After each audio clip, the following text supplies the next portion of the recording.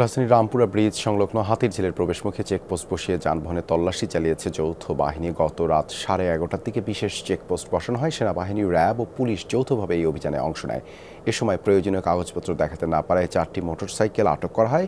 Police জানায় helmet ছাড়া motorcycle চালাচ্ছিলেন তারা। এছাড়া গাড়ির কাগজপত্র ও ড্রাইভিং লাইসেন্স না থাকায় এসব মামলা দেওয়া হয়। এ সময় জরিমানা হিসেবে আদায় করা হয় প্রায় ৬৭,০০০ টাকা। গাড়ি নিয়ে সড়কে বের হওয়ার আগে চালকদের সচেতন থাকার পরামর্শ দিয়েছে আইন শৃঙ্খলা বাহিনী।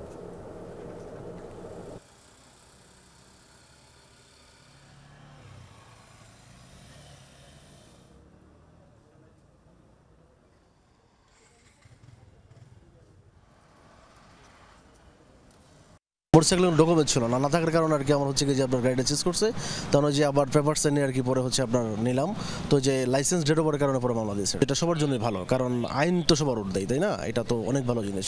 এটা আমারও শিক্ষা হইলো, বা এইভাবে যারা আটকাচ্ছে তাদেরও শিক্ষা হবে। বাইকে আমার ভাইয়ের, কিন্তু আমার লাইসেন্সটা নাই আর কি, এই জন্যই মামলা খাইছি। কারণ এটা শিক্ষা নিছি, এটাই আর কি। প্রসিকিউশন হয়েছে 26টি, যার জরিমানা হয়েছে ৬৭,০০০ টাকার মতো। আর কোনো ডকুমেন্টস প্রদর্শন করতে না পারার কারণে, ভ্যালিড কোনো ডকুমেন্টস না দেখানোর জন্য 4টা গাড়ি আটক করা হয়েছে।